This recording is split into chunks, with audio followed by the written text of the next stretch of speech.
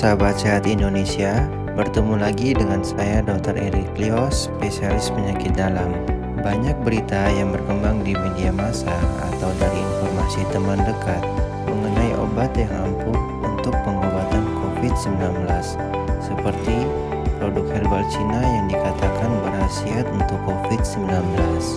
Pada kesempatan kali ini, saya akan membahas bagaimana sebenarnya pengobatan COVID terbaru berdasarkan pedoman tata laksana COVID yang dikeluarkan Desember 2020. Pedoman ini sesuai bukti terbaru dari penelitian di dunia dan pengalaman kita di Indonesia. Pengobatan COVID sangat dinamis, sehingga di masa akan datang akan ada pembaharuan pengobatan sesuai hasil penelitian terbaru. Kita mulai ya. Setelah seseorang dinyatakan terkena infeksi COVID-19, sahabat mungkin akan bertanya, yang pertama, obat apa yang harus diminum untuk mengobati COVID-19? Yang kedua, kloroquine dan dexamethasone apakah bisa digunakan untuk COVID-19? Yang ketiga, bisa nggak ya pasien COVID-19 mendapat pengobatan yang sama sehingga tidak perlu lagi ke rumah sakit?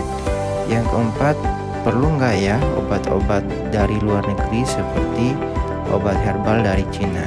Yuk kita bahas di video kali ini. Berdasarkan pedoman, sahabat sehat harus tahu bahwa dalam pengobatan COVID-19 sebaiknya sesuai dengan klasifikasi berat ringannya kasus COVID-19, di mana berdasarkan pedoman, klasifikasi berat ringannya kasus dibagi menjadi 5, yaitu yang pertama, COVID tanpa gejala, yang dikenal dengan istilah orang tanpa gejala atau OTG. Yang kedua, COVID dengan gejala ringan, yaitu adanya keluhan yang mengarah ke COVID seperti demam dan batuk. Keluhan ini dapat dilihat pada video deteksi dini dan saturasi oksigen masih normal atau tanpa tanda infeksi pada foto ronsen dada. Yang ketiga, COVID dengan gejala sedang, di mana adanya keluhan seperti gejala ringan dan saturasi oksigen sudah turun menjadi 93-94 atau terdapat tanda infeksi pada ronsen dada. Yang keempat, COVID dengan gejala berat, di mana keluhan seperti sesak dengan saturasi oksigen kurang dari 93 atau laju nafas lebih dari 30 kali per menit. Yang kelima, COVID dengan kondisi kritis.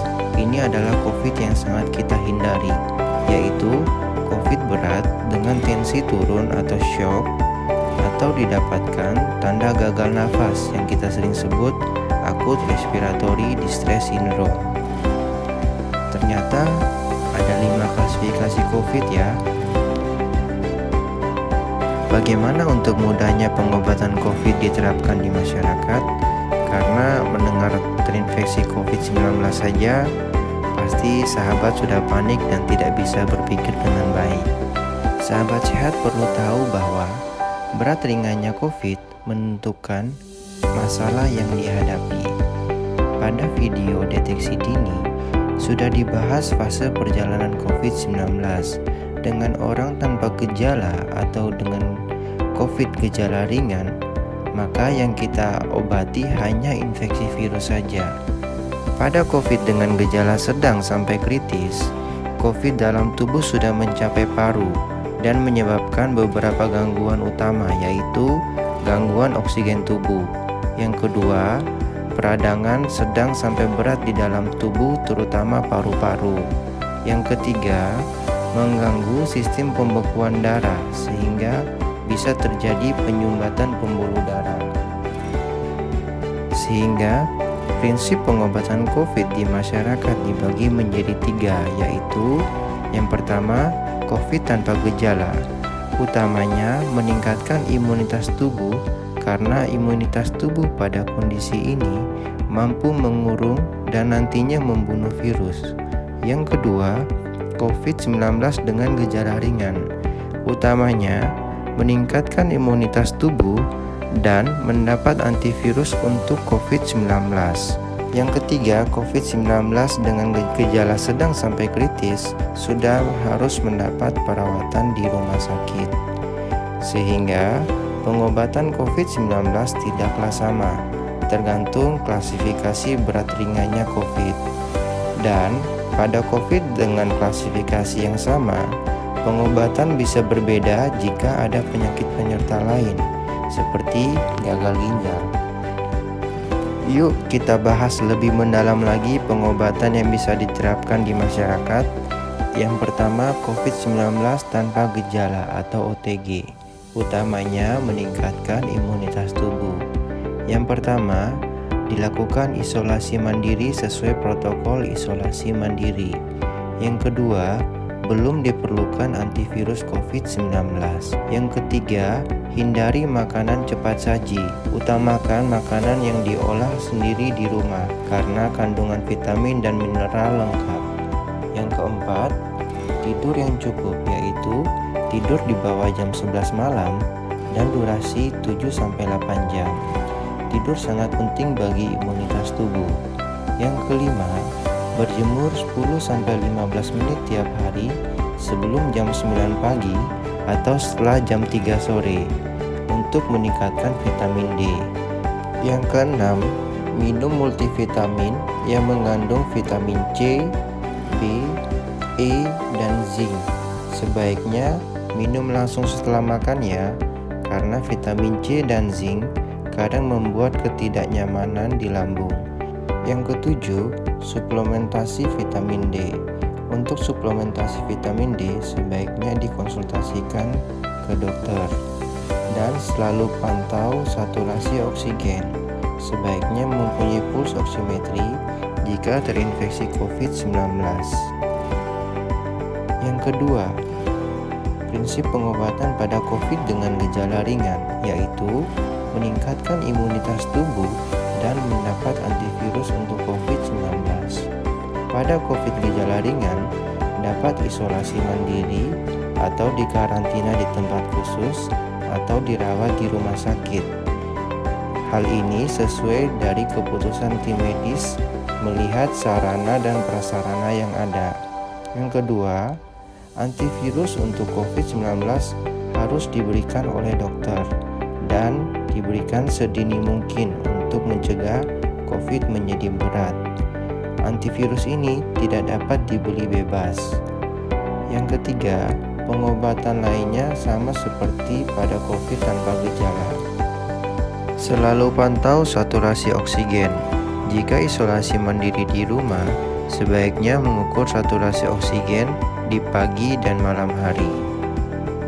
Antivirus untuk COVID-19 paling efektif ketika kadar virus tinggi, yaitu hari pertama sampai hari ke-7 sejak timbulnya gejala, sehingga deteksi dini penting.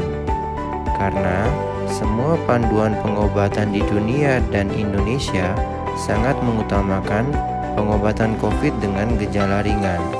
Pengobatan COVID dengan gejala sedang atau berat akan jauh lebih sulit, dengan hasil pengobatan yang sangat bervariasi. Selalu ingat ya bahwa COVID adalah penyakit yang dinamis. Selalu pantau saturasi oksigen karena derajat keparahan COVID dapat berubah. Jika saturasi oksigen turun di bawah 95, maka pengobatan COVID sebaiknya di rumah sakit. Sebagai contoh, saat dikonfirmasi swab PCR COVID-19, kadar oksigen 96, namun dalam 3 hari saturasi oksigen turun menjadi 90, maka COVID yang awalnya dikategorikan ringan akan menjadi COVID berat, sehingga perawatan harus dilakukan di rumah sakit. Prinsip ketiga dari pengobatan COVID derajat sedang sampai kritis. Pada COVID-19 derajat sedang sampai kritis, saturasi oksigen turun, dan paru-paru adalah organ tubuh yang paling sering terdampak, sehingga pengobatan COVID sedang sampai kritis harus dilakukan di rumah sakit. Secara umum, pengobatan di rumah sakit untuk COVID sedang sampai kritis terdiri dari yang pertama, pemberian oksigen dosis rendah sampai dosis tinggi. Pada COVID berat atau kritis yang tidak berespon dengan pemberian oksigen standar, maka oksigen diberikan secara khusus, seperti high flow nasal kanul atau non-invasive ventilator, atau pilihan terakhir dengan bantuan alat nafas yang sering kita dengar dengan nama ventilator. Yang kedua, pemberian antivirus untuk COVID-19. Yang ketiga, anti radang atau antiinflamasi yang terdiri dari 2 obat, yaitu kortikosteroid dan anti-interleukin 6. Namun, untuk pemberian anti-interleukin 6 harus dicek dulu kadar interleukin 6-nya. Banyak daerah belum bisa mengecek kadar interleukin 6. Yang keempat, pengobatan dengan antikoagulan dengan tujuan untuk mengencarkan darah sehingga tidak terjadi pembekuan darah di dalam pembuluh darah. Yang kelima, terapi plasma konvalesen. Terapi plasma konvalesen akan dibahas sendiri pada video lain. Berita baik untuk pengobatan COVID di rumah sakit bahwa semua obat yang diperlukan dalam pengobatan sudah ada di Indonesia. Bagaimana dengan kloroquine dan dexamethasone yang sempat viral di media massa untuk pengobatan COVID-19? Yang pertama, untuk kloroquine atau hidroksikloroquine. Kloroquine atau hidroksikloroquine saat ini sudah tidak digunakan lagi dalam pengobatan COVID-19 karena dari berbagai penelitian di dunia tidak memberikan manfaat. Bagaimana dengan dexamethasone? Dilarang membeli dan meminum sendiri dexamethasone. Hanya boleh diberikan oleh dokter karena digunakan saat pasien dirawat di rumah sakit.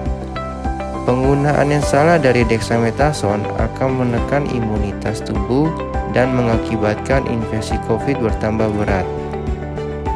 Kunci keberhasilan pengobatan COVID-19 bagi sahabat sehat ada 3. 1. Pencegahan adalah pengobatan terbaik. Patuhi 7M dan sukseskan program vaksinasi COVID-19. Yang kedua, tingkatkan imunitas dengan tidur yang cukup, makan makanan yang diolah sendiri, olahraga dengan tetap menerapkan protokol kesehatan. Yang ketiga, deteksi dini gejala yang mengarah ke infeksi COVID dan pengobatan seawal mungkin pada COVID gejala ringan akan mencegah COVID menjadi berat. Bersama kita bisa melawan COVID-19. Sampai jumpa di video selanjutnya bersama saya Dr. Erik Dios.